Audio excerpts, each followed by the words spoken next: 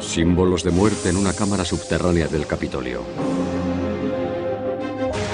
George Washington transformado en un dios. Monumentos representativos y sedes de poder de los Estados Unidos alineados con las estrellas en Washington, D.C. Investigaciones secretas del gobierno sobre el poder de la mente. El escritor Dan Brown ha causado un gran revuelo con estas y otras insinuaciones en su provocadora obra de ficción ambientada en Washington, D.C.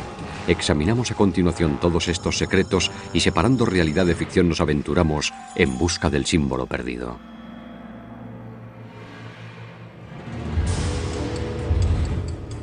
Washington, D.C. Una ciudad de secretos e intrigas. El perfecto telón de fondo para El símbolo perdido de Dan Brown. La novela nos lleva por las entrañas rara vez vistas de la ciudad y hurga en una misteriosa sociedad secreta. He leído esa obra fantástica, relatada con un gran detalle. Y no es más que eso, fantasía, pero es una obra destacada para los defensores de las teorías conspirativas y es evidente que Dan Brown bebe de esas mismas fuentes. Pero ¿nos está contando Brown la verdad o el Washington D.C. que nos presenta es un personaje de ficción más? Vamos a estudiar las páginas de El símbolo perdido para separar los hechos de la ficción. En el libro, el edificio del Capitolio de los Estados Unidos es la clave de un misterio que empieza a desvelarse. Es donde el protagonista de la novela, el profesor Robert Langdon, comienza su investigación y donde nosotros comenzamos nuestro examen. En el libro, Langdon dice a sus alumnos que el diseño del Capitolio hunde sus raíces en la sociedad secreta más antigua y extensa de los Estados Unidos, la francmasonería. Esto es un hecho.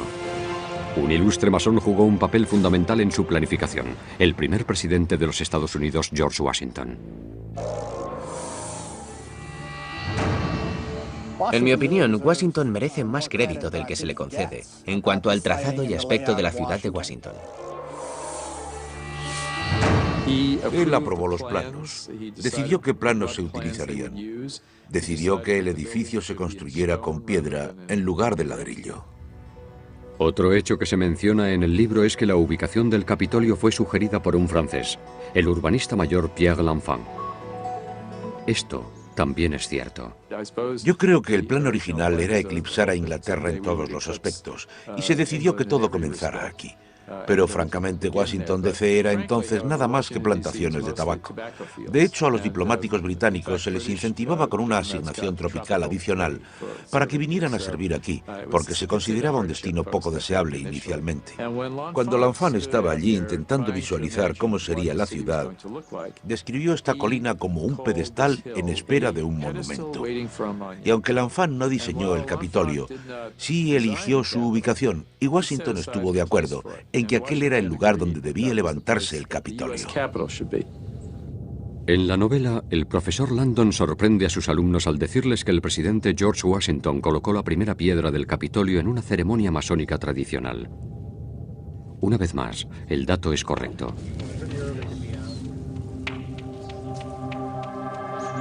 La mañana del 18 de septiembre de 1793, el presidente Washington encabezó una procesión hacia el emplazamiento. Allí, ataviado con un extraño delantal, dirigió la ceremonia. Se ofrendaron artículos tradicionalmente masónicos como trigo y frascos que contenían aceite y vino. De esta manera se puso la primera piedra del edificio del Capitolio. Lo que el libro no dice es que hoy esa primera piedra, la piedra angular, no está. Una placa conmemorativa es todo lo que queda. ¿Se estarán ocultando los orígenes masónicos del edificio? Durante esta última década aproximadamente, algunos trabajadores del Capitolio han bajado con detectores de metales al sótano para intentar encontrar esa placa de metal original que indicaría el lugar donde se colocó la primera piedra. Pero nunca se encontró y eso nos lleva a sospechar que durante las obras de 1960, cuando se reformó la fachada este del Capitolio, se destruyó esa primera piedra original sin que nadie se diera cuenta de que estaba allí. Así que quizás no hay ningún encubrimiento, pero ¿qué hay de los otros secretos a los que hace referencia Dan Brown en El símbolo perdido? ¿Hay un arquitecto del Capitolio que tiene acceso exclusivo a los niveles secretos y salas ocultas? Sí. Hay unas 500 habitaciones en el Capitolio y muy poca gente ha visto la mayoría de ellas. La única persona que tiene acceso a todas las habitaciones es el arquitecto del Capitolio, porque él es el encargado de conservar y proteger el edificio. En el libro, el arquitecto del Capitolio atraviesa una serie de pasadizos subterráneos ocultos. ¿Es eso posible?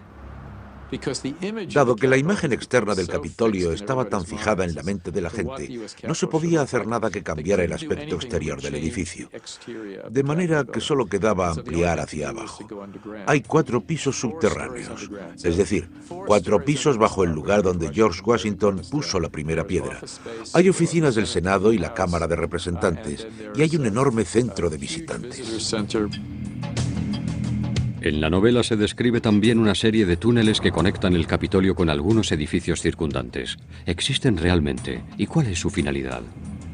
Hay un túnel que conecta el centro de visitantes con el edificio Jefferson, que es el edificio principal de la Biblioteca del Congreso, que está situado enfrente. ¿Pero hay otros túneles secretos? Los otros túneles que hay bajo el Capitolio son conductos de vapor, de agua y otras instalaciones. También hay pasajes para acceder de un edificio a otro, y después desde los 3 edificios de oficinas del Senado y uno de los edificios de oficinas de la Cámara de Representantes, hay una línea de metro que los conecta con el Capitolio. En el libro, el experto en simbología llega al Capitolio para dar una conferencia, pero en lugar de ello descubre una mano humana cercenada. Landon describe cómo esta mano adornada con una serie de tatuajes simbólicos se asemeja a la legendaria mano de los misterios, una especie de invitación o clave para comprender la antigua sabiduría. Tal símbolo existe. Se dice que sus orígenes se remontan a los tiempos bíblicos del rey Salomón, cuando se tendía la mano a los recién llegados que entraban en su templo de sabiduría. La leyenda también dice que la mano tenía el poder de resucitar a los muertos si se llegaban a descifrar sus tatuajes crípticos. ¿Pero tiene la mano algo que ver con los masones o es simplemente un recurso dramático utilizado por el malo de la novela? La mano de los misterios era algo extraño ahí. No veo la relación entre la mano de los misterios y el ritual masónico según yo lo conozco, según yo lo entiendo. Es, no sé, una licencia poética. En el libro, lo más desconcertante es a dónde apunta la mano. El mural de la cúpula del Capitolio. El artista italiano Constantino Brumidi pintó este fresco en el año 1865. Se lo conoce como la apoteosis de Washington. Representa a un George Washington divinizado rodeado de figuras de la mitología clásica, la diosa Victoria a su izquierda y la diosa Libertad a su derecha. Entre las 2 diosas hay 13 doncellas, cada una con una estrella sobre la cabeza que representan a las 13 colonias. Entre las diosas aparecen científicos de la época, incluido Benjamin Franklin, que recibe la sabiduría de los dioses. Un presidente de los Estados Unidos transformado en un dios. ¿Era esa la intención del autor de la pintura o el libro ofrece su propia interpretación? El mismo Dan Brown interpreta la pintura como un símbolo de la confianza en el potencial humano, pero le impone su propio significado para acomodarlo a sus fines literarios. Por eso se lo llama ficción. Pero la historia está repleta de ejemplos de líderes que se convierten en algo más que simples mortales a los ojos de la gente. Siempre ha existido la tendencia de convertir en dioses a nuestros héroes, de manera que eso no es nada nuevo. Hay muchos otros héroes en la historia que se transforman en dioses. Se intentó hacer un dios de Alejandro Magno y de otros personajes famosos. Quizá la pintura simplemente hace énfasis en la reputación semidivina que tenía Washington entre los estadounidenses de la época. No se puede decir lo mismo de los personajes que lo rodean. Está acompañado por 13 doncellas. Hay una historia curiosa detrás porque el artista, Brumidi, salió a buscar mujeres de la noche para que posaran para él, para pintar sus vírgenes. El profesor de la novela de Dan Brown obvia ese pequeño detalle. Sin embargo, el profesor Landon habla de otra obra de arte controvertida que se expone en la rotonda. Una escultura de George Washington medio desnudo como el dios griego Zeus. Es cierto. Eso implica que Washington jugaba un papel muy especial en la sociedad norteamericana.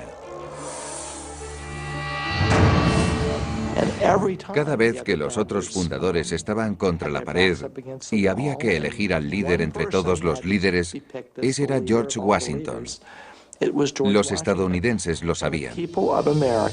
Nunca ha habido un presidente tan querido por la mayoría de estadounidenses como George Washington.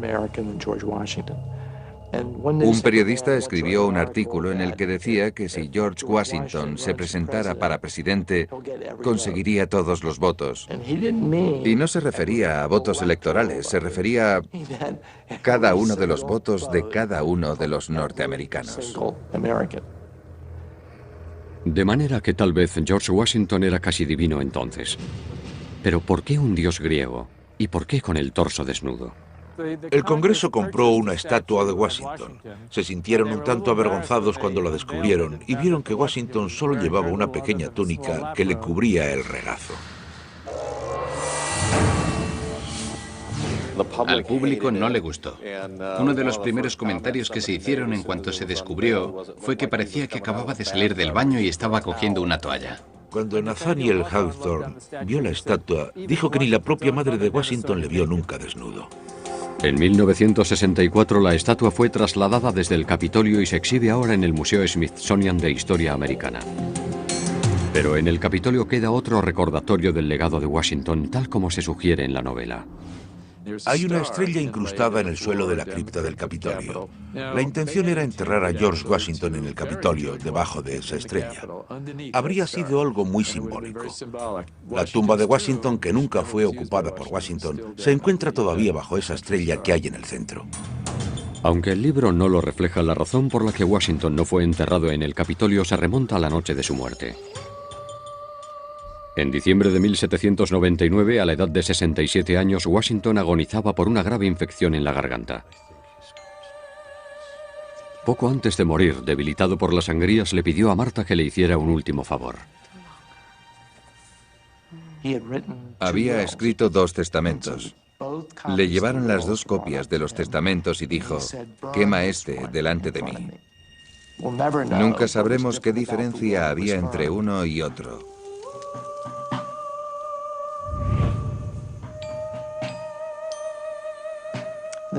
La nación estaba conmocionada. Nadie podía creer que George Washington hubiera muerto. En todo el país se vivió un estado de duelo. Fue enterrado en Monte Vernon, en una ceremonia masónica. Martha estaba tan afectada que no asistió al entierro. Hasta hoy en día hay opiniones enfrentadas sobre si Washington quería ser enterrado en el Capitolio o en Monte Vernon. Washington quería ser enterrado en su panteón en Monte Vernon. Esas fueron sus instrucciones. Eran claras y precisas. Él pensaba acabar en la cripta, en el Capitolio, pero desgraciadamente Martha murió y se ignoró la promesa. La construcción no estuvo terminada a tiempo. Martha Washington murió y los herederos de Washington decidieron que no, que iban a revocar la decisión de Martha. Su última voluntad sigue siendo un misterio. Puede que sus restos no reposen en el edificio del Capitolio, pero su influencia es todavía visible. La hermandad a la que pertenecía subsiste hoy en día. La francmasonería. Una sociedad secreta o una sociedad con secretos. En El símbolo perdido, Dan Brown presenta a la masonería como la sociedad secreta más poderosa de la nación. Estamos en todas partes. Pocas organizaciones pueden presumir de tener 14 presidentes de la nación que han sido miembros. El libro describe una habitación masónica privada dentro del Capitolio. Se la llama la Cámara de Reflexión. ¿Es eso cierto? ¿Existe tal cámara? ¿O el libro ha exagerado la realidad para conseguir un efecto dramático? La cámara de reflexión es real. Por todo el mundo hay logias que las tienen. Muchas logias americanas no la tienen, otras sí. Pero las que sí lo hacen no lo hacen de la manera tan romántica que describe Dan Brown en la novela, aunque esa sea la ceremonia tradicional. En ella, los miembros meditan en soledad entre símbolos del tiempo y la muerte. Una calavera que les recuerda la mortalidad y la igualdad. sal que representa el cuerpo, mercurio el alma y azufre el espíritu. En algunas obediencias masónicas te hacen entrar en la cámara de reflexión y te piden que redactes tu testamento para hacerte reflexionar sobre tu propia mortalidad. Inquietante, tal vez para los no iniciados, pero los masones lo ven de manera muy diferente. No se trata de asustar al candidato. ¡Oh, una calavera! Se trata de reflexionar sobre la mortalidad. Tu tiempo en la Tierra terminará. Tu tiempo en la Tierra es corto. Mientras estés aquí, céntrate en lo que es realmente importante en tu vida. Según lo presenta Dan Brown en su libro, un masón podría tener una cámara de reflexión en alguna parte de su oficina o incluso en su propia casa. Esto no es así. ¿Hay cámaras de reflexión ocultas en el subsótano del Capitolio como se describe en la novela? Hay una serie de niveles desde el ático hasta los subsótanos. Lo que están ustedes viendo son imágenes de archivos reales del subsótano del Capitolio tal como se describe en la novela. Esto ya no existe. Todo esto desapareció cuando se construyó el centro de visitantes del Capitolio, que se abrió en el año 2008. ¿Utilizaba alguien esas habitaciones para sus fines personales, ya sea masónicos o de otra índole? Hay habitaciones en el subsótano del Capitolio, pero que yo sepa no son utilizadas por masones. De manera que la cámara de reflexión es algo real, pero que Brown ubique una de ellas dentro del Capitolio es ficción. En el libro, un estudiante define la masonería como una religión, pero el profesor Landon discrepa. Argumenta que nunca trataron de convertir a nadie y de hecho tienen prohibido discutir sobre religión. Déjense caer por la logia. Puede que encuentren algo de interés para ustedes, porque los masones no captamos adeptos. Intentamos que el mensaje se transmita de otras formas. Además, al contrario de lo que afirma el villano de la novela de Brown, el dinero no te ayuda a subir de grado en la masonería. Funciona de la siguiente manera. Alguien se hace miembro regular de la masonería y pasa por los primeros 3 grados. Luego va pasando sucesivamente por los otros grados del rito escocés, desde el grado 4 al grado 32. Pero no se puede entrar en el grado 33 pagando, especialmente del modo rápido que se cuenta en el libro. A Dan Brown debería darle vergüenza decir eso. En el símbolo perdido, Dan Brown describe varios ritos masónicos. Si bien algunos de sus elementos están basados en hechos, las ceremonias reales se mantienen en secreto. No voy a hablar de los métodos de reconocimiento entre masones. No voy a dar detalles del ritual. Y no porque haya nada malo en ellos, sino porque no tenemos por costumbre comentar los detalles del ritual. Es preferible hacerlo a puerta cerrada, de manera confidencial y en privado.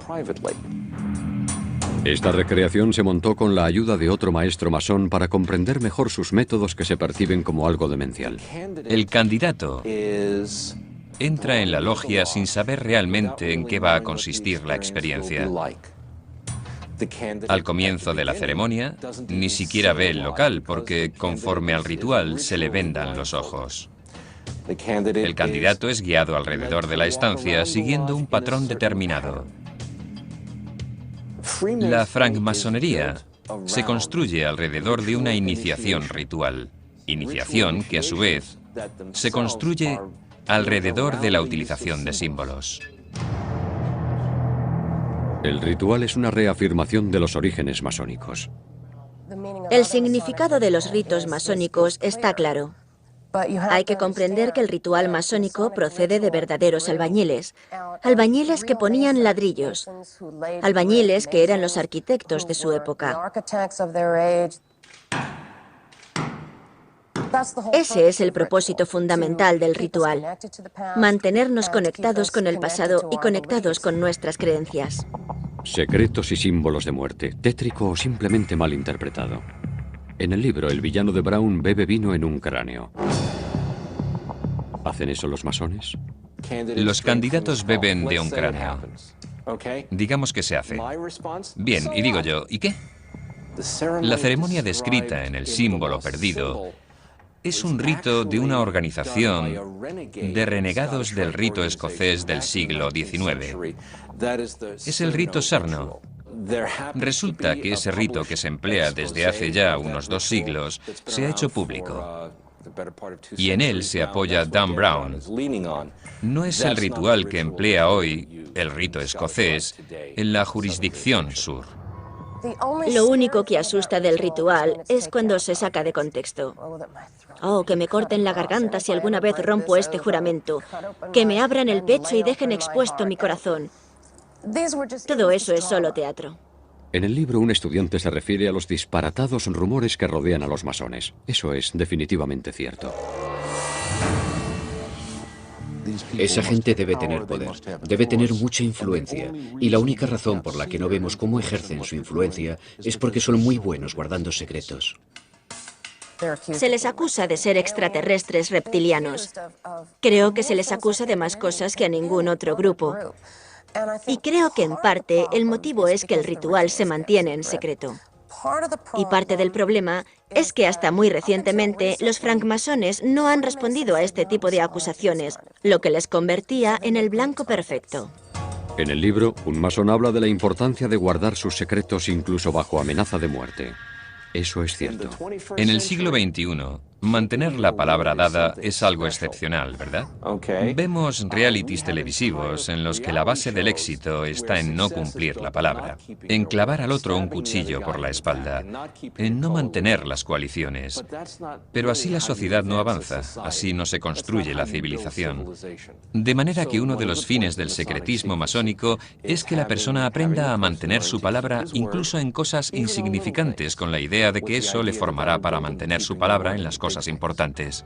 Y como queda reflejado en la novela, aunque los masones guarden gran cantidad de secretos, la masonería es una sociedad muy poco secreta. Como sociedad secreta, los masones hacemos un pésimo trabajo. Publicamos los horarios de nuestras reuniones en las puertas de los edificios con grandes letreros que dicen: los francmasones se reúnen hoy aquí.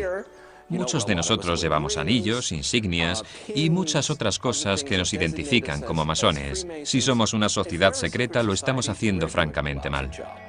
Como hemos visto, el libro se toma sus libertades a la hora de hablar de los orígenes y los rituales masónicos. La interpretación que ofrece del celebrado paisaje de la ciudad revela una visión aún más oscura. ¿Washington DC planificada con relación a las estrellas? Símbolos paganos ocultos en las calles de la ciudad. Vamos a revelar la verdad que hay detrás de la ficción. El símbolo perdido de Dan Brown se centra en los barrios y lugares más emblemáticos de Washington DC. Desde el jardín botánico frente al Capitolio, donde un personaje destacado de la novela es llevado contra su voluntad, a los sistemas de cintas transportadoras de la Biblioteca del Congreso y las mansiones históricas de Kalorama Heights, donde el malo de la novela se desenvuelve. Tal vez Brown ambientó su thriller aquí para aprovecharse del carácter críptico excepcional de la ciudad. Miren el monumento a Washington. Es como la aguja de Cleopatra. Es un monumento de estilo egipcio que aparece en medio de Washington, D.C. El monumento es un obelisco que es un símbolo antiguo. Se remonta al tiempo de los egipcios.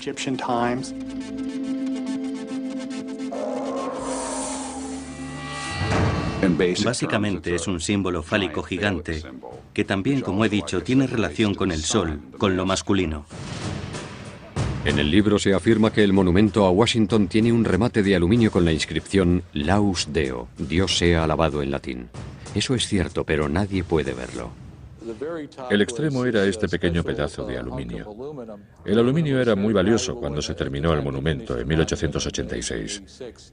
Ahora, en esta época, sería como el oro. Brown también afirma que muchos de los padres fundadores practicaban el antiguo arte de la astrología. Eso es otro hecho.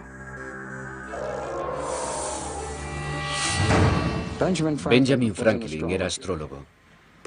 En el almanaque del pobre Richard se pueden ver sus predicciones, ya sea del tipo atmosférico o sobre personas y cosas así. Thomas Jefferson, en su biblioteca, tenía libros de astrología. El dato es cierto. Los padres fundadores contemplaban la astrología como una conexión entre lo terrenal y lo celestial. También es correcto cuando afirma que las colocaciones de las piedras angulares del monumento a Washington, la Casa Blanca y el Capitolio se programaron para coincidir bajo el mismo signo astrológico, Virgo, aunque se colocaron en diferentes años. En astrología se considera un tiempo propicio para acometer nuevas empresas.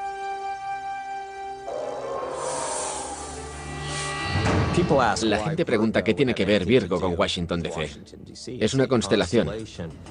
Bien, en realidad tiene que ver con lo sagrado femenino. La mitología, la guerra, la religión, si quiere. Podría definirse como algo pagano que se remonta a la Isis de los egipcios. Las diosas persas de la feminidad, la sexualidad, la maternidad. Lo que el libro no menciona es que el signo de Virgo también jugó un papel en la Constitución de los Estados Unidos. Mayor evidencia de que los padres fundadores acudían a la astrología para tomar decisiones importantes. Virgo tiene una gran influencia en los Estados Unidos de América. Nuestra Constitución, 17 de septiembre, ¿verdad? Si se fijan en fechas importantes, descubrirán que Virgo está presente. Si se alinean las estrellas del firmamento con cosas que hay en la Tierra, habrá armonía espiritual y se conseguirán grandes cosas. Bajo la guía de los maestros masones George Washington y Benjamin Franklin, el perito Pierre L'Enfant diseñó la ciudad como se afirma en el libro.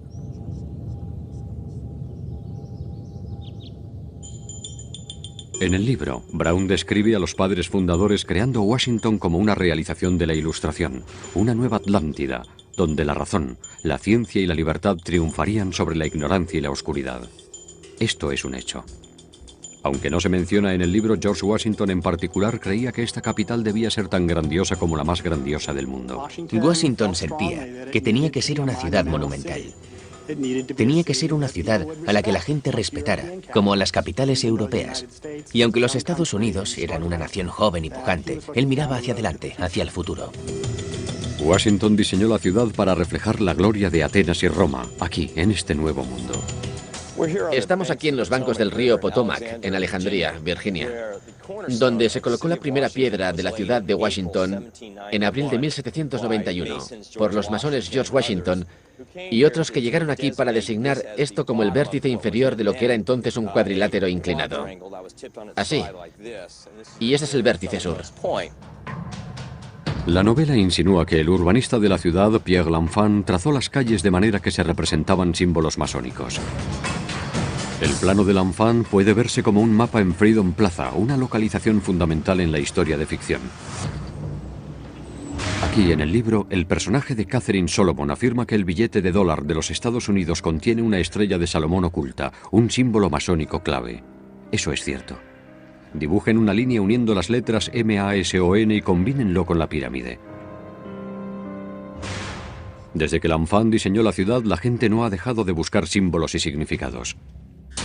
Hay nuevas interpretaciones en curso y muy controvertidas. Todo esto se menciona en el libro de Dan Brown.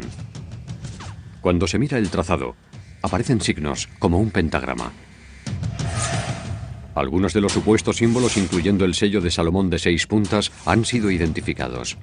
Y la cruz de los caballeros templarios. Pero mucha gente, incluidos algunos de los estudiantes en el símbolo perdido, ven una intención más oscura. Hay una teoría que dice que el trazado de las calles, la ciudad, el Capitolio y demás, si se miran desde arriba, forman ciertos símbolos satánicos, como un pentagrama invertido. Por ejemplo, hay quien dice que entra dentro del paganismo. Otros van más lejos y afirman que todo esto es satánico. La sola idea de que se han incorporado símbolos satánicos en el trazado de las calles de Washington, D.C., a instancias de los masones, es un completo disparate. La francmasonería no practica ningún tipo de magia. La masonería fue creada por hombres que luchaban contra ese tipo de creencias. El libro también habla de las teorías conspirativas que ven una simbología siniestra en el gran sello de los Estados Unidos.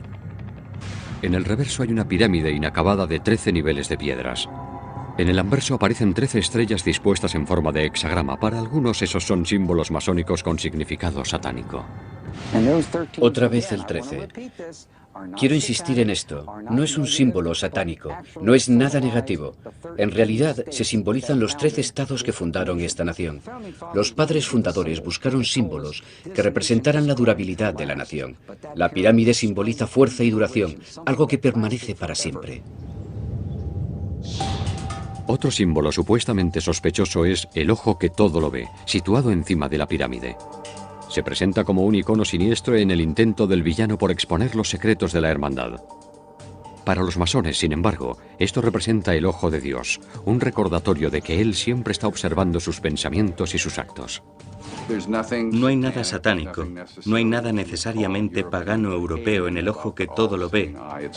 Siempre ha sido un arquetipo universal del sol, o el sol y la luna, durante siglos.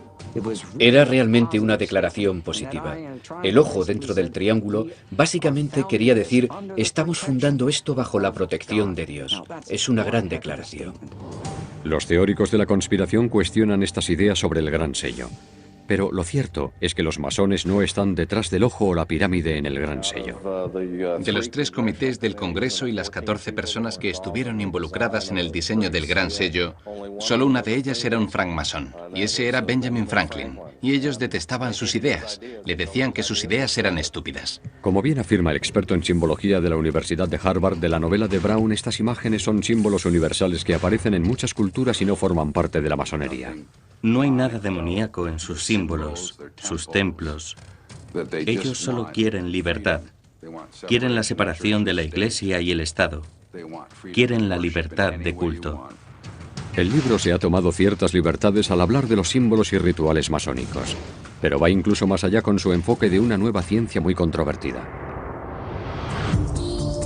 En la novela de Dan Brown, El símbolo perdido, la científica Catherine Solomon tiene un laboratorio ultramoderno aquí en el centro de apoyo del Museo Smithsonian en Silver Hill, en Maryland. En estas instalaciones, que ocupan más de 46.000 metros cuadrados, se almacenan millones de objetos y especímenes. Pero aquí no hay ningún departamento de noética. Esa parte de la novela, incluida la científica, es solo ficción. Pero sí hay un instituto de ciencias no éticas al otro lado del país, en las colinas del norte de California. Aquí los investigadores realizan estudios sobre las posibilidades de la mente humana. Y el equivalente de la científica de la novela en el mundo real es Marilyn Schlitz. A través de la historia y en todas las culturas ha habido personas que decían tener la capacidad de, utilizando la mente, la conciencia, influir en el mundo físico. Lo que hemos hecho es desarrollar una serie de experimentos para estudiar ese tipo de afirmaciones en un laboratorio bajo condiciones científicas controladas. Aunque Dan Brown nunca visitó el instituto, su personaje de ficción realiza experimentos similares.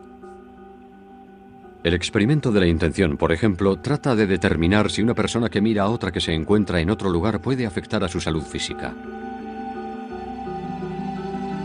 El sujeto es conectado a un encefalógrafo en una sala de aislamiento especial forrada con plomo.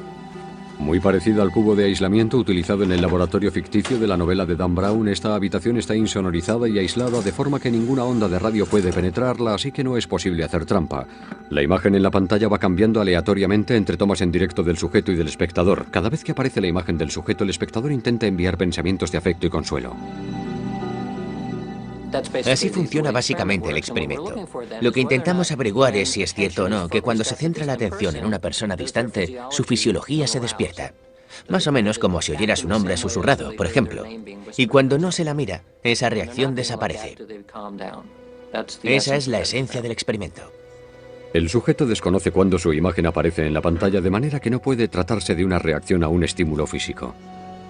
Al igual que la científica de ficción de la novela, los investigadores han descubierto una relación significativa entre los pensamientos sanadores del espectador y una reacción fisiológica del sujeto. Hemos visto esos mismos efectos repetidamente en diferentes laboratorios, así que hay algo ahí. La pregunta ahora es, ¿y qué? ¿Tiene esto algún efecto curativo?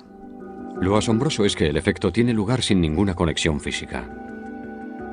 Si no es una señal y nada ha podido viajar de aquí hacia allí, tiene que ser alguna otra cosa. De manera que hasta ahora la única explicación que tenemos es que nuestras ideas del modo en que se conecta el espacio entre esas dos personas no son del todo correctas. Aunque no se menciona en el libro, este concepto ha gobernado la ciencia occidental desde el siglo XVII, cuando el filósofo y matemático francés René Descartes hizo un pacto con la Iglesia para evitar la persecución. La Iglesia dijo, de acuerdo, les dejamos hacer ciencia, no les consideraremos herejes. pero haremos un pacto. Ustedes estudian los aspectos físicos, pero el alma y la conciencia serán asunto nuestro. Y todavía estamos viviendo el legado de ese pacto político en el que, en efecto, la ciencia cree que el único aspecto relevante en la investigación es el aspecto material y físico. Un experimento no mencionado en la novela sugiere que podríamos ser capaces de adivinar el futuro. El sujeto es conectado a un encefalógrafo y se le colocan unas gafas especiales de LED y unos auriculares. De un modo aleatorio, los LEDs emiten destellos y por los auriculares se transmiten señales de sonido, lo que provoca una reacción fisiológica en el sujeto. Verán un flash u oirán un sonido aleatoriamente. No saben cuándo, yo no sé cuándo. Lo elige un ordenador al azar. Según el Dr. Radin, el experimento ha demostrado que el cerebro reacciona antes de que se produzcan los destellos o el sonido. Es como si el organismo viera el futuro unas fracciones de segundo antes. Yo prefiero el término presentimiento, con el significado de sentir antes, como oposición a precognición, conocer antes. En la novela, Brown argumenta que si bien esto puede parecernos imposible, muchos de los avances científicos de hoy en día también eran inimaginables para nuestros padres fundadores. Hasta muy recientemente, en términos de ciencia, pueden ser unos 100 años. Eso era un disparate. Era un principio inamovible. No hay acción-reacción a distancia. La única forma en que dos objetos podían interactuar era estando de alguna manera próximos entre sí. La mecánica cuántica vino a desbaratar eso, como lo hizo la relatividad. En el mundo del símbolo perdido, cuanto más sabemos, más queremos ocultar.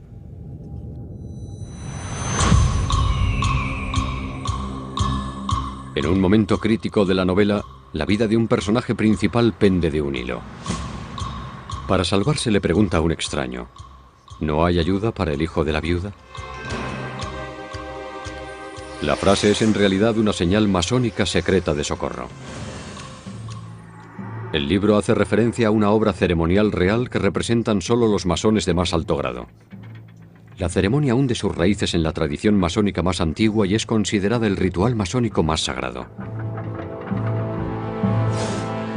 En dicha obra aparece un personaje, Hiram Abiff, el maestro constructor del templo del rey Salomón, enfrentándose a un grupo de ladrones. Los ladrones amenazan con quitarle la vida si Hiram no les revela una contraseña secreta. Hiram se niega y cuando lo están matando exclama: ¿no hay ayuda para el hijo de la viuda?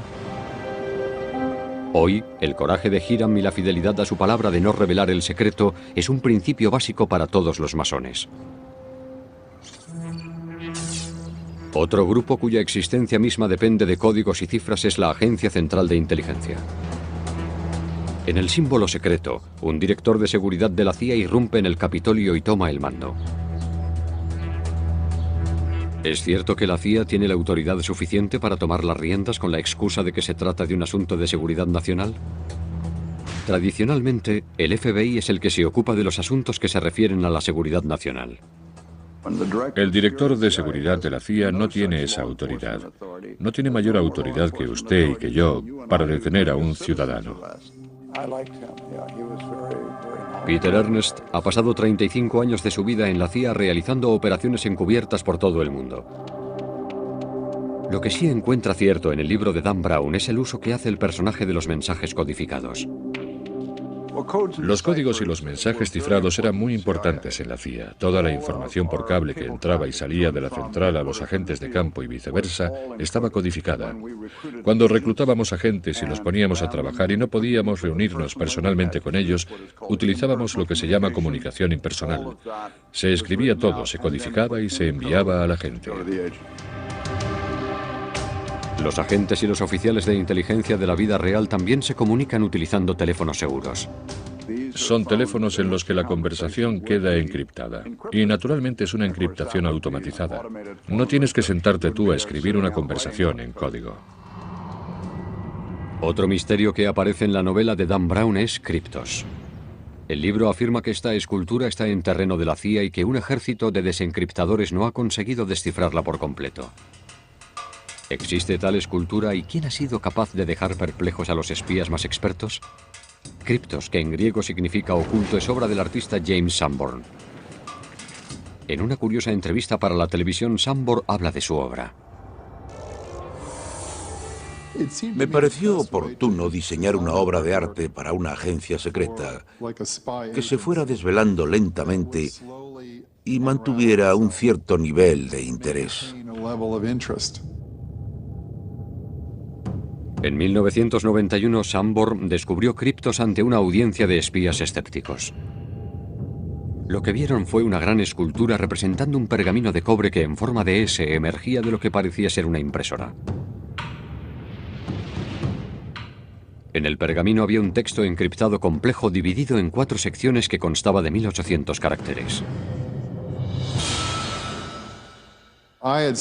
Estudié arqueología durante años y me sentí fascinado por los secretos que permanecían ocultos bajo tierra y que se desvelaban de una manera tan laboriosa.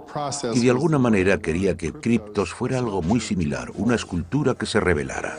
Criptos es un acertijo dentro de un acertijo que será resuelto solo después de que los 4 pasajes encriptados se descodifiquen. Hasta ahora solo 3 de ellos se han resuelto correctamente.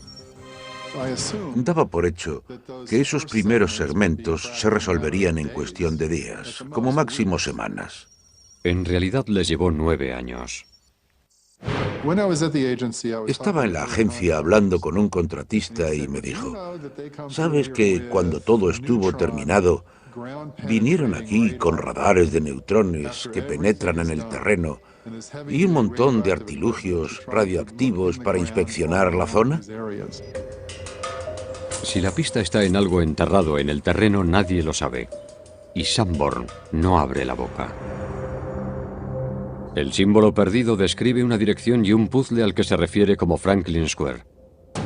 Hay en efecto una plaza Franklin en Washington, D.C. Y hay en efecto un puzzle creado por Benjamin Franklin, también llamado el cuadrado mágico de Franklin.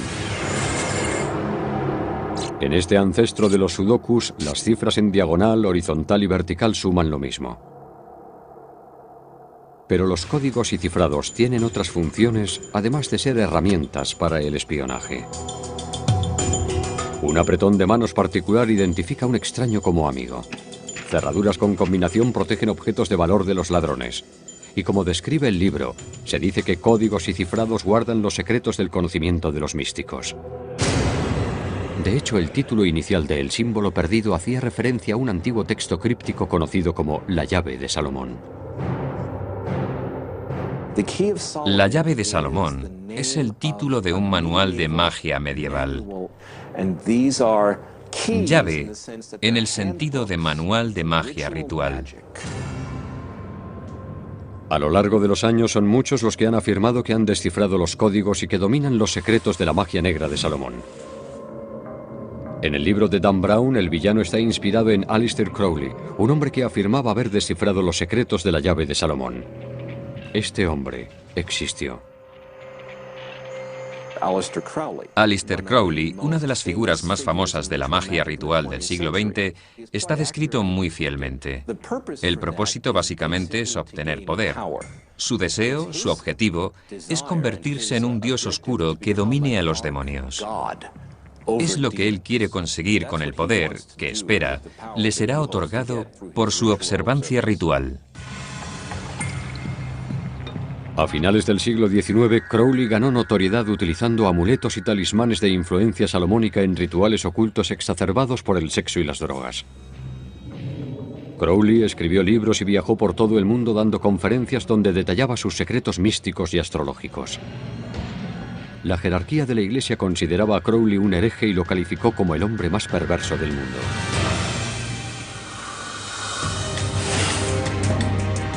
Los rituales de magia negra son solo uno de los pasajes oscuros en el símbolo perdido de Dan Brown. Las conspiraciones secretas juegan otro importante rol, incluida una que amenaza con desgarrar el tejido mismo de la nación. En el símbolo perdido de Dan Brown, el malo de la novela cree que una vez alcance el grado más alto de la masonería, todos los secretos le serán revelados. ¿Es uno de ellos la creencia de que los masones se convierten en dioses como muestra la imagen de George Washington en la bóveda de la rotonda? Me quedé completamente pasmado cuando leí todo aquello sobre la apoteosis, la idea de, no sé, personas convirtiéndose en dioses. Tengo que decir que eso no es algo que se enseñe en la francmasonería. No es que vaya en contra de las enseñanzas masónicas, es que simplemente no es algo que se diga. Dan Brown parece haber tomado prestada la idea de la religión mormona. En la doctrina de los santos de los últimos días, un aspecto central es que los individuos, si hacen pactos con Dios de cierta naturaleza, en un cierto lugar, mediante la intervención de cierta autoridad, y viven conforme a ellos, en algún momento después de la muerte pueden ser elevados al estatus de deidad. Y eso es parte de la herencia de la humanidad. Eso es lo que Dios está diciendo cuando dice, os hago coherederos con Cristo. Esta controvertida doctrina ha causado escepticismo a muchos, pero lo cierto es que la creencia se remonta a los primeros cristianos. En los primeros días de la Iglesia cristiana hubo líderes importantes que afirmaban cosas como que Dios se hizo hombre para que el hombre se hiciera Dios. No hay muchas maneras de interpretar eso. La vieja, antiquísima doctrina de la apoteosis dice que todo es como un círculo. Por supuesto, Dan Brown da su propio giro interpretativo a esta cuestión. Otro tema central en el símbolo perdido es la creencia en una conspiración masónica. Varios de los alumnos de Dan Brown hablan de rumores que afirman que los masones están gobernando el mundo en secreto. Sus sospechas no sorprenden porque las teorías conspirativas son tan americanas como el pastel de manzana. Hay muchas teorías conspirativas porque los seres humanos son desconfiados por naturaleza. Algunas personas son más propensas a querer saber, querer explicar y querer resolver algo que para ellos no tiene sentido. La conspiración es uno de los modos de explicarlo todo. Las teorías conspirativas se han generalizado tanto que la gente ya no sabe qué creer. En este momento, el que cree que Oswald actuó solo es considerado el chiflado, no el conspiracionista. Se considera que los conspiracionistas son los que tienen la verdad. En el símbolo perdido, la teoría de la conspiración de Brown se centra en los masones. Los francmasones han sido el objetivo principal preferido de los conspiracionistas. No creo que haya un grupo que haya soportado más ataques. Si escribes en Google masones y empiezas a entrar en las páginas, verás que se les acusa de estar detrás del Holocausto, de ser una fuerza para la conspiración judía y una fuerza para la conspiración del dinero. Se dice que los masones y los judíos gobiernan los bancos y por tanto gobiernan el mundo. Los masones se convierten en grandes blancos en parte porque se niegan a responder a las acusaciones. Es fácil acusar a alguien de pertenecer a una sociedad secreta malvada cuando ese alguien no te va a decir cuál es la verdad. Los masones están por encima de eso y esto juega a favor de los acusadores. Creo que se trata de nuestra necesidad de saber. Si se nos oculta algo y a eso se añade nuestra inclinación a pensar mal antes que bien, es que vamos a buscar una explicación negativa a algo que no terminamos de entender. Si oyes algo negativo acerca de un masón, ¿para qué quieres más? La cosa se dispara y los masones son la encarnación del diablo. En el símbolo perdido, el profesor Langdon recuerda los años en los que escribía sobre las ricas tradiciones masónicas. Reconoce que han sido acusados de adorar al diablo y conspirar para instaurar un gobierno mundial. Una búsqueda simple en Internet enseguida revela que eso es cierto. El presidente Bush, el presidente Clinton eran miembros del Skulls and Bones, una sociedad secreta con raíces masónicas. Reagan fue nombrado masón de honor, al igual que Truman. Es algo que está relacionado con personas muy influyentes y así se perpetúa. Los partidarios de las teorías conspirativas ven en el ojo que todo lo ve que aparece en el billete de $1 un símbolo de este nuevo orden mundial. Decidió ponerlo ahí un masón, el presidente Franklin Roosevelt. Lo cierto es que el nuevo orden mundial no es nada nuevo. Como se cuenta en el libro, los padres fundadores crearon uno. La evidencia se encuentra aquí, en el gran sello. Debajo del ojo que todo lo ve y la pirámide aparecen las palabras Novus Ordo Seclorum. Significa nuevo orden de las eras. Y es muy importante porque el nuevo orden de las eras es la república, una forma de gobierno representativa y no la monarquía que era el viejo orden de las eras. Querían un nuevo orden mundial, una nueva Atlántida donde prevaleciera la libertad. Brown narra cómo este nuevo orden mundial representaba una amenaza para los líderes del clero que temían una pérdida de poder e influencia. Brown, en Ángeles y Demonios, hablaba de la lucha entre luz y oscuridad, y a lo que se refería con luz y oscuridad era la razón, la lógica y el esfuerzo científico como salvación de la humanidad, en contraposición a la superstición y a la espiritualidad. Desde entonces, los grupos religiosos han contraatacado afirmando que los masones en realidad solo buscaban una nueva forma de dominación mundial. El comunismo sería un ejemplo perfecto en la época moderna. La religión queda abolida. La espiritualidad es vista como una superstición. El Gran Hermano y el gobierno cuidarán de nosotros desde la cuna hasta la tumba. En la hermandad se bromea diciendo que a ver cuándo organizamos el Fish and Chips para discutir el plan de dominación mundial. No vamos a apoderarnos del mundo. La creencia en estas y otras conspiraciones está muy arraigada en los Estados Unidos porque en ocasiones resultan ser ciertas. En el símbolo perdido de Dan Brown, oficiales de la CIA interceptan conversaciones telefónicas y correos electrónicos. ¿Qué hay de realidad en esto? ¿Nos espían como a los protagonistas de la novela? Casi todos llevamos encima un teléfono móvil. Obviamente, cuando hablas por un teléfono móvil, lo que dices sale al aire, y estando ahí cualquiera puede interceptarlo y escucharlo, e intentar entenderlo. Aunque hables en otro idioma, aunque utilices palabras en código para ocultar cosas, alguien puede analizarlo, y alguien puede encontrarle sentido a lo que estás diciendo. Y eso es así para cualquier tipo de comunicación. Una vez que sale al aire, puede ser capturado por alguien, y hay una probabilidad de que lo entienda. Los oficiales de la CIA en la novela de Brown podrían estar utilizando una red de espionaje a nivel mundial llamada Escalón. Durante los últimos 30 años se ha venido utilizando para espiar a naciones extranjeras, grupos terroristas y cárteles de droga. En el proceso, los ordenadores de Echelon capturan prácticamente todas las conversaciones electrónicas que se producen en el mundo. Se dice que Echelon intercepta especialmente comunicaciones vía satélite, comunicaciones que se envían vía satélite. Por tanto, ya sean conversaciones gubernamentales o de empresas, encriptadas o no encriptadas, la acusación es que los Estados Unidos, la NSA, Agencia de Seguridad Nacional, está escuchando todo tipo de conversaciones. Durante años el sistema Echelon ha sido acusado de centrarse en algo más que los malos. Durante la guerra de Vietnam, el sistema Echelon supuestamente habría espiado las protestas pacifistas. En los 90, varios gobiernos europeos denunciaron que Echelon estaba siendo utilizado para el espionaje económico. Es una acusación que la CIA desmiente. Yo le digo que durante mis años en inteligencia nunca se dirigieron a nosotros y tampoco lo habríamos aceptado para obtener información de una compañía o una empresa privada para entregársela a otra. Las conspiraciones surgen del secretismo y la desconfianza, y nadie ha estado en el centro de más polémicas conspirativas que los masones. En el símbolo perdido, Dan Brown retrata a los masones como algunos de los hombres más poderosos de la nación.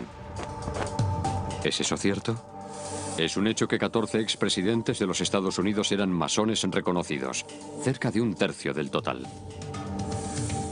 Además, al menos 35 magistrados de la Corte Suprema, así como incontables congresistas, se han comprometido a mantenerse fieles a los juramentos masónicos. Miembros masones recientes son el senador Trent Lott de Mississippi, los congresistas Eric Cantor de Virginia y Joe Wilson de Carolina del Sur. Es asombrosa la participación de la francmasonería en la historia y la gran cantidad de nombres, de todos conocidos, que han sido miembros de la hermandad. En el libro, Brown afirma que la francmasonería, llamada también el oficio, hunde sus raíces en los canteros que construyeron las grandes catedrales de Europa. Lo que el libro no dice es que para construir esas obras maestras de la arquitectura, los albañiles necesitaban conocer los últimos métodos científicos de la época en lo referente a la física, la geometría y las matemáticas. Esta conexión íntima con el poder religioso y el seglar permitió a los masones como grupo desarrollar una perspectiva única. A la francmasonería no le interesa el dogma porque no es una organización religiosa. No tiene un credo de fe concreto. Es el medio por el que personas con diferentes dogmas y credos se reúnen como seres humanos, como hermanos. El grupo adoptó como símbolos las herramientas y la terminología de su oficio. Su símbolo universal incluye una escuadra y un compás. Los miembros son catalogados como aprendices o maestros masones. Se reúnen en una logia, una palabra derivada de los edificios temporales que los maestros canteros levantaban en los lugares de construcción. El profesor de la novela es conducido al George Washington Masonic Memorial. ¿Existe tal lugar? Sí. Es una edificación de 101 metros de altura que se encuentra en Alejandría, Virginia. Se empezó a construir en el año 1922 en honor a George Washington, que había sido venerable maestre de la logia de Alejandría. En la novela, el profesor Langdon compara a la masonería con una empresa moderna. La empresa mantiene en secreto sus métodos y la masonería sus rituales. La masonería no es una sociedad secreta, es una sociedad con secretos. Si todo el mundo conociera los apretones de manos secretos o las palabras secretas, todo el mundo se aprovecharía de la hermandad. Eso ha preocupado a la hermandad durante más de 200 años. En El símbolo perdido, Brown habla de la masonería como algo muy popular entre la mayoría de los padres fundadores. Esto es correcto. Sus antepasados procedían de Europa, donde las guerras de religión habían desgarrado la sociedad. Estaban decididos a no cometer el mismo error en esta nueva nación. Para muchos de los padres fundadores, la masonería era una parte importante de sus vidas. Era como una extensión de las ideas de la Ilustración. Era la edad de la razón. Se trataba esencialmente de intentar que la sociedad abandonara los viejos métodos y emprendiera el que ellos creían que era el mejor camino hacia el futuro. Hoy consideramos la libertad de expresión una piedra angular de nuestra Constitución, pero en el siglo XVIII hablar de ciertas cosas podía costarte la vida. Esto obligó a los masones a reunirse en secreto en tabernas y sótanos. Los francmasones hablan de democracia, libertad, autodeterminación, libertad de expresión. Eso era percibido como una amenaza por la aristocracia, por reyes, por emperadores, por una iglesia que tenía poder. El libro habla del deseo de nuestros antepasados de establecer una nueva nación bajo los principios de los avances de la ciencia, no de los dogmas religiosos. Eso también es cierto, pero ¿eran la mayoría de esos hombres deístas como se afirma en la novela? Los padres fundadores eran por lo general deístas. Creían que había un Dios, pero no apoyaban ninguna religión en particular. Por esta razón, como se afirma en la novela, esta idea se plasmó en uno de los principios básicos de los Estados Unidos: la separación entre Iglesia y Estado. Lo que también se menciona en el libro es que la misión emprendida por los masones de construir una nueva sociedad ilustrada no fue una tarea fácil. Otros grupos como los Caballeros Templarios y los Rosacruces tuvieron ideas similares, pero fueron aplastados por los poderosos grupos eclesiásticos. El libro también describe cómo durante siglos en Europa líderes de las iglesias fuertemente relacionados afirmaban hablar en nombre de Dios y exigían fidelidad a sus creencias y principios. Pensadores científicos avanzados como Isaac Newton y Leonardo da Vinci se vieron obligados a ocultar gran parte de sus trabajos para no ser tachados de herejes. Eso es cierto. Cualquiera que planteara diferentes teorías científicas sobre lo que ocurría fuera de nuestro planeta podía perder la vida. Algunos de ellos fueron quemados en la hoguera. La novela también está en lo cierto cuando dice que los masones rechazan el dogma religioso. El único requisito es creer en un poder superior, no en un Dios específico.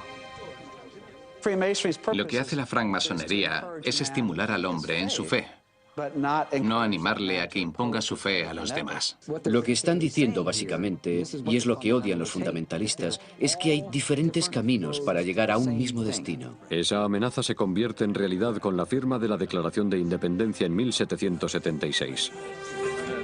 Declarando la independencia, estos hombres lo arriesgaron todo por un concepto nuevo llamado libertad. Esta vez, el sueño se hizo realidad y en 1878 muchos de los principios básicos masónicos se convirtieron en partes integrantes de la Constitución de los Estados Unidos. Según Brown, la mitad de los firmantes de la Constitución eran masones. Los masones, sin embargo, creen que la cantidad está más cercana al tercio. El símbolo perdido habla del papel de los masones en la fundación de la idea del sueño americano. Pero lo que no dice es que esta influencia masónica ha tenido un profundo efecto más allá de la política. El directivo del béisbol, Branch Rickey, contrató al primer jugador afroamericano de las ligas mayores del béisbol, Jackie Robinson. El icono literario Mark Twain nos presentó a Tom Sawyer y Huckleberry Finn, y John Glenn se convirtió en el primer americano en orbitar la Tierra. Desgraciadamente, los masones también han tenido su ración de ovejas negras. El traidor Benedict Arnold, J. Edgar Hoover, controvertido director del FBI, e incluso se rumorea que el despiadado dictador comunista Joseph Stalin era masón. Su conexión con los centros de poder provocó que muchos se preguntaran si los masones realmente tendrían secretos siniestros. El hecho de que los masones persiguieran un sistema de creencias más elevado no hizo nada para detener a sus enemigos. La batalla entre la luz y la oscuridad estaba a punto de comenzar.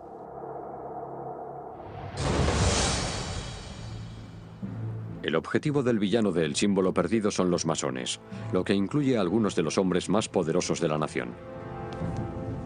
¿Es posible acabar con una sociedad tan secreta? El secretismo asociado con la masonería ha alimentado la desconfianza y el miedo entre los no pertenecientes a la sociedad desde la fundación del país. Se cree que los francmasones tienen cierto tipo de influencia sobre sus miembros que trasciende la obligación del miembro para con su familia o el Estado. De manera que los masones son ese grupo oscuro subversivo que está haciendo algo malo. Pero no siempre fue así. Después de la Revolución Americana se dispararon las inscripciones en la masonería. El hecho de que Washington la convirtiera en una parte tan importante de su vida y que hiciera cosas como poner la primera piedra del Capitolio como francmasón atrajo la atención de la gente a la francmasonería, que se convirtió en algo muy popular. Su popularidad, sin embargo, representaba una amenaza para los líderes religiosos recelosos de las creencias deísticas masónicas. En el libro, Dan Brown escribe sobre cómo la gente desarrolló una percepción deformada de la masonería. Eso es cierto. Durante años, una batería de acusaciones avivó los temores de muchos no masones que se preguntaban qué ocurría realmente dentro de los templos masónicos. El villano de la novela actúa movido por esa desconfianza. Todo lo secreto genera desconfianza, especialmente en una república donde se afirma que todos somos iguales y en la que como estadounidenses siempre hemos defendido la transparencia. Por eso la masonería ha despertado tantas suspicacias. Lo que el libro no explica es que esas desconfianzas estallaron en 1826 con la desaparición de un masón descontento muy conocido llamado William Morgan. Este es uno de los puntos en los que Dan Brown utiliza un dato histórico como inspiración para trasladarlo al mundo actual. Cuando Morgan anunció que estaba escribiendo un libro donde exponía los secretos de los masones, supuestamente varios masones organizaron su secuestro. Desapareció. Supuestamente lo asesinaron, es muy probable. Nadie volvió a saber nada de él. Finalmente, 3 masones fueron sentenciados, pero recibieron condenas mínimas. Se produjo algo parecido a un pánico nacional contra la masonería. Se quemaron logias. Los masones fueron ridiculizados. Algunos incluso recibieron palizas en la calle. La membresía cayó en picado en algunos lugares hasta perder a todos sus miembros. En los años 1830 se creó el partido antimasónico que presentó como candidato a un ex fiscal general de los Estados Unidos, William Wirt. Wirt se enfrentó al masón Andrew Jackson y perdió. Pronto se convirtió en una anécdota en la historia. Pero más de un siglo y medio después, William Wirt volvió a ocupar los titulares. Alguien entró en la cripta de Wirt y se llevó su calavera. No se supo nada más del asunto hasta que casi 30 años después un informante anónimo afirmó estar en posesión de la calavera. El informante anónimo colgó y no volvimos a saber nada hasta un año después. La siguiente llamada que recibimos en relación con William Wirt la realizó el concejal de Washington, D.C., Jim Graham, que nos informó de que le habían entregado la calavera y le habían pedido que se asegurara de devolverla al lugar al que pertenecía. Nunca se descubrió con qué finalidad se había robado la calavera de Wirt. Tal vez fuera utilizada en rituales extraños, tal vez se trató simplemente de una gamberrada de estudiantes. William Wirt se convirtió en un símbolo del sentimiento antimasónico que continuaría asediando a la sociedad secreta. Pero durante ese tiempo un nuevo grupo masónico conseguiría el poder, el rito escocés, el mismo grupo que se retrata en El símbolo perdido de Dan Brown. Según algunos tenían un lado oscuro y levantaron muchas sospechas, sospechas que constituyen el núcleo de la novela. El símbolo perdido comienza con una escena aquí, en el edificio masónico La Casa del Templo en Washington, D.C. La novela describe esta estructura colosal como una réplica del templo del rey Mausoleo, el mausoleo original. El libro también afirma que el mausoleo contiene los restos de 2 líderes masónicos. En efecto, eso es cierto. La novela describe el edificio. 2 esfinges de 17 toneladas, columnas gigantescas de 10 metros y una enorme puerta de bronce. La novela también dice que sobre el enorme altar del templo hay una claraboya. En realidad, estas descripciones son exactas. Esta es la sede del grupo masónico más poderoso de la nación, la jurisdicción sur del rito escocés. En el símbolo perdido, el profesor Langdon se encuentra cara a cara con este busto de Albert Pike, un hombre al que muchos consideran la persona más famosa de la que menos se ha hablado. Albert Pike probablemente sea uno de los hombres de letras menos conocidos y, sin embargo, más influyentes que haya conocido nunca este país. Albert Pike era el Howard Stern, el gran provocador de la francmasonería. Albert Pike es probablemente uno de los francmasones más incomprendidos del mundo. Ha sido vilipendiado muchas veces por individuos que son fundamentalistas. Lo que en la novela no se menciona es que Albert Pike es uno de los hombres enterrados en el interior del templo. ¿Pero por qué? ¿Por qué los masones guardarían los restos de alguien tan vilipendiado en su templo? Realmente es una figura oscura. Yo suelo referirme a él como un Francis Bacon oscuro. Era un hombre enorme. Medía más de 1,80 m. Pesaba unos 100 kilos. Era un matemático, lingüista, jurista, orador, poeta muy brillante y estableció unos rituales bastante exóticos para la masonería avanzada. Junto a George Washington, Albert Pike es considerado uno de los masones más influyentes de todos los tiempos. Después de los movimientos antimasónicos de los años 20 y 30 del siglo XIX, Albert Pike, casi sin ayuda, rejuveneció a los masones. Revisó y reorganizó los rituales masónicos y preparó una vista general de sus principios fundamentales en su libro aparecido en el 1871, Moral y Dogma. Como cabeza del rito escocés en Washington, la influencia de Pike se extendió por todo el gobierno federal. Tenía una red asombrosa de personas a su entera disposición. Estaba muy bien conectado con el Capitolio. Era querido por muchos y temido por muchos otros al mismo tiempo. Estas conexiones masónicas demostraron ser muy útiles para Pike a raíz de un grave escándalo. Durante la Guerra Civil, Pike fue acusado de crímenes de guerra mientras servía como general de brigada en el ejército de los Confederados, pero después de la guerra fue perdonado.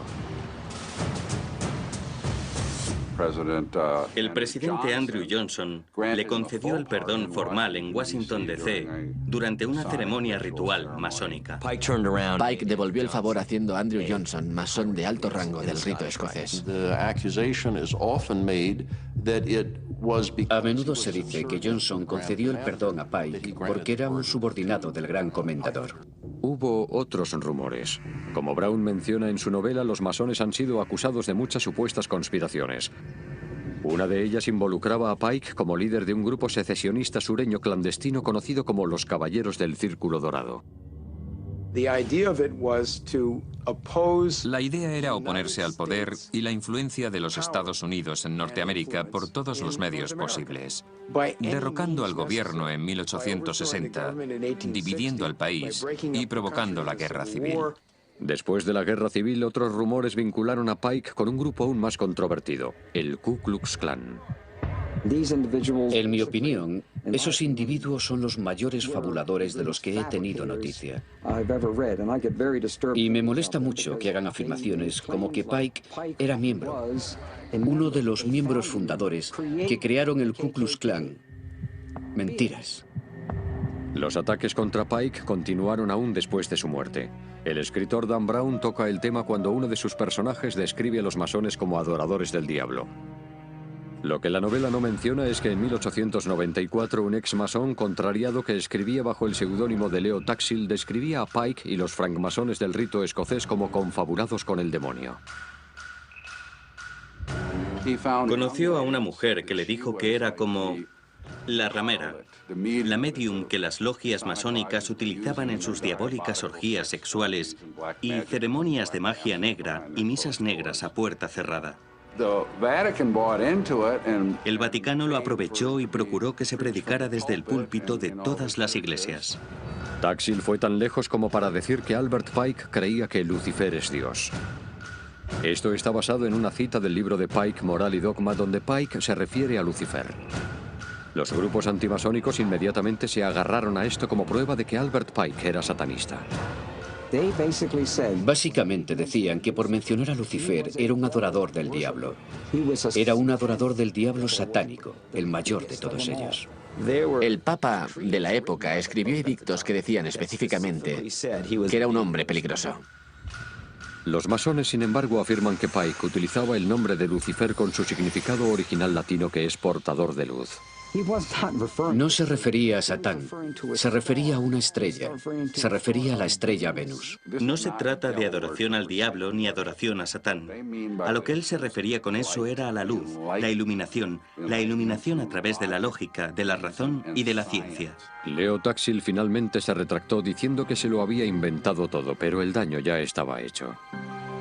Hasta hoy en día, a los telepredicadores como Pat Robinson les encanta sacar a Pike de su pequeña bolsa de herramientas para demostrar que la francmasonería es parte de una conspiración mundial y que realmente los masones adoran al diablo.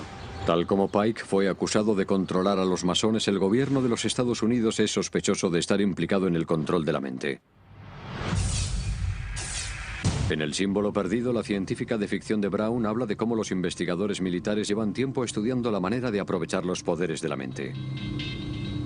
Menciona programas del gobierno donde se estudiaban la percepción extrasensorial y la visión remota, una especie de viaje telepático mental. Esto está basado en un experimento militar real en el cual a un voluntario se le pidió que describiera una localización dentro de la Unión Soviética.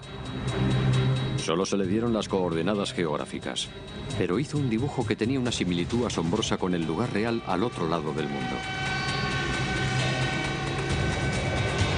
Todo esto formaba parte de una operación militar secreta para utilizar videntes para espiar a los soviéticos. Este tipo de investigaciones se siguen llevando a cabo y juegan un papel destacado en El símbolo perdido. Uno de los personajes principales de la novela es una científica que hace investigaciones en el campo de la noética. Como se describe en la novela, la noética está relacionada con experiencias que muchos de nosotros tenemos a diario. Esa sensación incómoda que tenemos de que algo no marcha bien, lo que nosotros llamamos presentimiento. Esa conexión psíquica que las madres parecen tener con sus hijos. El poder de la oración que parece ayudar a alguien a sanar. Todo esto entra en el campo de la ciencia noética, y la verdad sobre la ciencia noética es tan extraña como cualquier ficción que aparezca en El símbolo perdido. El estudio científico intensivo de los llamados fenómenos psíquicos comenzó en los años 30 cuando el parapsicólogo norteamericano J.B. Rhine empezó a realizar experimentos de percepción extrasensorial en laboratorio. Rhine hacía que los participantes en el experimento intentaran predecir cuál de entre 5 cartas se sacaría de un mazo barajado. Cada mazo tenía 25 cartas, de manera que un porcentaje de aciertos mayor que 1 de cada 5 podía ser un indicio de una capacidad de percepción extrasensorial. Rhine informó de algunos resultados significativos, pero los psicólogos tradicionales y los científicos desestimaron su trabajo por considerar sus métodos imperfectos. Rhine y otros parapsicólogos continuaron trabajando en una relativa oscuridad hasta la época de la Guerra Fría. En 1971, 2 escritores británicos revelaron que científicos de la Unión Soviética habían estado investigando el uso de la percepción extrasensorial como arma. Como menciona uno de los personajes de Brown, los que están en el poder siempre buscan más poder. Un campo en el que estaban particularmente interesados era la visión remota, la capacidad de ver un objeto distante u oculto utilizando la percepción extrasensorial. Los soviéticos también estudiaban la intención, la capacidad de afectar a una persona para bien o para mal, simplemente mirando una fotografía de la persona en cuestión. Una vez tuvieron noticias de lo que estaban haciendo los soviéticos, el gobierno de los Estados Unidos se apresuró a implementar su propio programa. Aquello inició una especie de guerra fría psíquica, en la que a un nivel la gente hablaba de misiles y silos de misiles, y a otro nivel había un equipo de psíquicos a los que se les pedía que utilizaran sus potenciales capacidades para obtener información fidedigna sobre el enemigo. El nombre en clave del programa de los Estados Unidos era Stargate y fue un proyecto financiado por la CIA y la Agencia de Inteligencia de la Defensa. La científica de noética de la novela establece conexiones entre su propio trabajo y el del Stargate de la CIA. Ambos, los soviéticos y los estadounidenses, estaban muy interesados en la noción de la mente sobre la materia, la idea de que la conciencia puede de alguna manera influir en la materia. El programa duró más de 20 años. En su apogeo, el proyecto Stargate tuvo hasta 14 laboratorios investigando simultáneamente la visión remota y obtuvo algunos resultados que parecían indicar que la visión remota no era un mito. Sabemos que hubo casos en los que estos videntes remotos fueron capaces de hacer dibujos muy aproximados a la realidad de instalaciones militares secretas del otro lado del planeta. A pesar de estos resultados prometedores, algunos políticos y altos mandos militares se oponían a financiar con el dinero de los contribuyentes este tipo de investigación. En 1995 la CIA puso fin al proyecto de 20 millones de dólares, pero los militares continuaron utilizando videntes para obtener información. Durante la operación Tormenta del Desierto se recurrió a videntes remotos para intentar localizar misiles Scud ocultos, además de almacenes de armas químicas y biológicas. Hoy, el gobierno asegura que no realiza ya este tipo de investigaciones. Pero el estudio de los fenómenos psíquicos continúa en centros de investigación como el Instituto de Ciencias No Éticas. El instituto fue idea del astronauta y masón Edgar Mitchell, que viajó a la Luna con el Apolo 14 en 1971. Estando en el espacio, Mitchell realizó algunos experimentos extraoficiales de percepción extrasensorial con algunos de sus amigos en la Tierra. A su regreso a casa, tuvo una experiencia que le cambiaría la vida. Edgar básicamente tuvo una revelación durante su regreso de la Luna. Miró al planeta Tierra y, reconociendo que el conflicto era una construcción de nuestra conciencia y nuestra visión del mundo, experimentó un profundo sentimiento de unidad, como si las moléculas de su cuerpo le conectaran con el sistema solar, como si todos fuéramos parte de una especie de todo enmarañado. Esta experiencia inspiró a Mitchell para crear el Instituto de Ciencias No Éticas dedicado al estudio de la mente humana y su potencial. En el símbolo perdido, la investigadora de noética intenta determinar el peso del alma con el fin de confirmar su realidad física. Esto está basado en experimentos de la vida real. En el inicio, cuando los científicos intentaban medir la conciencia o el alma, llevaban a cabo, en efecto, un experimento en el cual medían y pesaban un cuerpo antes y después de la muerte, con la idea de que de alguna manera estaban pesando el alma. Pesar el alma es algo que no se considera ya realizable, pero lo que la gente ha estado intentando hacer es desarrollar la idea de que la conciencia podría ser algo más que simplemente física. La científica de ficción de Brown cree que sus investigaciones demuestran que los fenómenos psíquicos como la telepatía, la clarividencia, la precognición y la mente sobre la materia son reales. Lo mismo creen los investigadores del Instituto de Ciencias No Éticas. Cuando se examinan todos los resultados de ese tipo de experimentos, se encuentran evidencias estadísticas muy fuertes de que no solo hay un efecto real, sino que ese efecto es repetible. Y esa es en realidad la clave en la ciencia, que sea repetible en laboratorios independientes. La investigadora de noética de Dan Brown afirma que el pensamiento en grupo, como la oración en grupo, los círculos de sanación, pueden tener un profundo efecto. En el mundo real, la ciencia noética ha estudiado el poder de la oración y la conciencia de grupo para provocar un cambio. A diferencia de lo que se plantea en el libro, en el mundo real los resultados no son concluyentes. Creo que en este punto son absolutamente necesarias mayores investigaciones, porque es algo ampliamente practicado.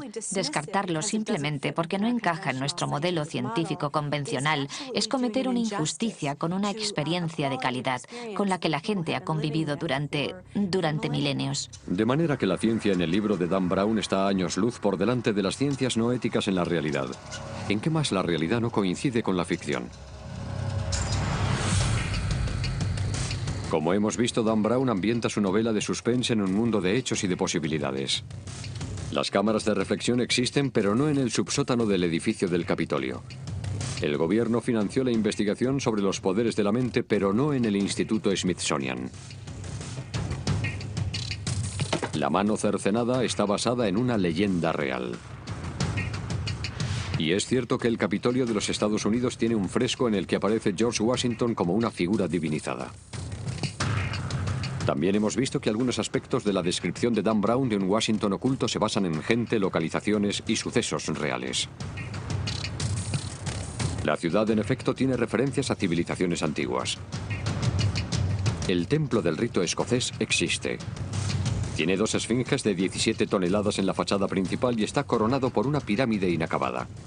En el interior hay una enorme sala del templo con un tragaluz imitando al ojo que todo lo ve del billete de $1 y 2 cuerpos sepultados. La descripción que se hace en la novela de los símbolos secretos ocultos en el trazado de la ciudad ha fascinado a los simbologistas y teóricos de la conspiración de todo el mundo. La primera piedra del monumento a Washington en efecto contiene una Biblia, y las palabras latinas Laus Deo, que significan Dios sea alabado, están grabadas en el remate de aluminio del monumento. La afirmación que se hace en el libro de que los padres fundadores de los Estados Unidos creían en la astrología es cierta. La Casa Blanca, el Capitolio y el monumento a Washington están alineados con las estrellas y sus primeras piedras fueron colocadas bajo el mismo signo astrológico, Virgo. Y la Catedral Nacional contiene 10 piedras del monte Sinaí, una pequeña roca lunar y una gárgola con el rostro de Darth Vader. También sabemos que la masonería es una organización real y que su naturaleza secreta ha generado una gran controversia. Pero también es cierto que el libro oscurece muchos de sus símbolos y rituales. Un ejemplo de esto es el uso que se hace en la novela del Fénix bicéfalo. El símbolo masónico real es el águila bicéfala. Otro secreto masónico al que se alude pero no se describe en la novela es la cadena de la unión. Este ritual simboliza la unión de mente, espíritu y cuerpo a través del universo, la transformación del uno en el todos. Esta ceremonia utiliza el poder de la conciencia grupal para provocar un cambio.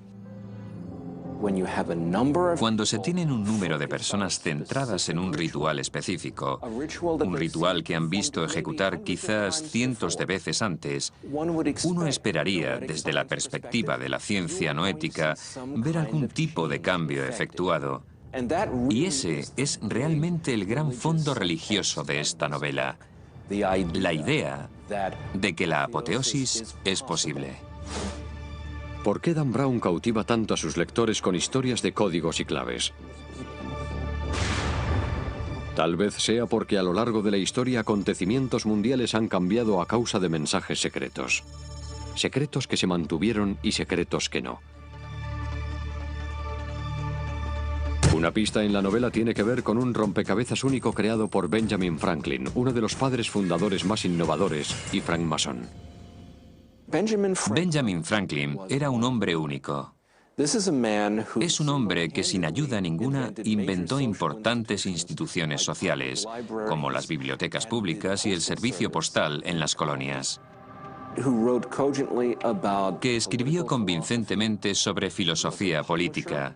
Era editor y publicó documentos muy importantes, y también era científico en una época en la que la ciencia apenas empezaba a encontrar su lugar. Supongo que no debería sorprenderme que también se dedicara a las matemáticas recreativas, como en el caso del cuadrado de Franklin, de orden 8. Crear un cuadrado mágico no es nada fácil, y sin embargo hizo una pequeña industria casera de ello. Pueden encontrar el cuadrado de Franklin de orden 8 en uno de sus almanaques, creo. Es decir, estamos hablando de un genio polifacético y un hombre de Estado. Aunque no se menciona en el libro, la carrera de George Washington estuvo a punto de ser arruinada por una conspiración secreta. Durante la guerra, el general americano Benedict Arnold estuvo a punto de provocar él solo la derrota colaborando con agentes británicos. Su plan fue descubierto solo cuando las fuerzas americanas capturaron a un oficial británico que portaba una nota codificada con una clave y tinta invisible. En el libro, Dan Brown escribe sobre la leyenda de la pirámide masónica y su papel en la protección de los misterios antiguos. Brown dice en El símbolo perdido que los masones son los últimos guardianes de los antiguos misterios. Y eso es parcialmente cierto. Las tradiciones de la francmasonería proceden de muchas diferentes fuentes. Entre esas fuentes se incluyen los influyentes escritos de grandes pensadores como Isaac Newton y Francis Bacon, así como libros sagrados como la Biblia, el Corán y el Bhagavad Gita. Esto es algo en lo que Dan Brown está históricamente bastante acertado. Hubo una serie de religiones misteriosas en Grecia, en Roma, en Egipto, Pero, ¿cuáles eran las creencias de esas religiones misteriosas? No pretendo hacer un chiste, pero es un misterio. En El símbolo perdido, Brown habla del inmenso poder de la Biblia de transformar para mejor, pero también advierte del peligro de interpretar literalmente su prosa críptica. Los padres fundadores insistieron en la separación de Iglesia y Estado. Por la misma razón, los masones ponen tanto empeño en eliminar todo dogma religioso de sus rituales y creencias. La novela cuenta que Thomas Jefferson llegó incluso a reeditar la Biblia para eliminar cualquier interpretación. Y eso es rigurosamente cierto. Le llevó 16 años. Lo que hizo fue coger la Biblia y sacar línea tras línea todo lo que dijo Jesús. Jefferson dijo, en esto quiero centrarme, en lo que dijo Jesús, no en todos esos intérpretes. En lo que El símbolo perdido se equivoca, sin embargo, es cuando afirma que la Biblia de Jefferson se entregaba a todos los nuevos miembros del Congreso durante la primera mitad del siglo XIX. Eso ocurrió en el siglo XX. Un tema importante en El símbolo perdido es la idea de la transformación. El villano de la novela de Brown utiliza los tatuajes como una declaración de poder. En la cámara de reflexión, un reloj de arena simboliza el efecto transformador del tiempo.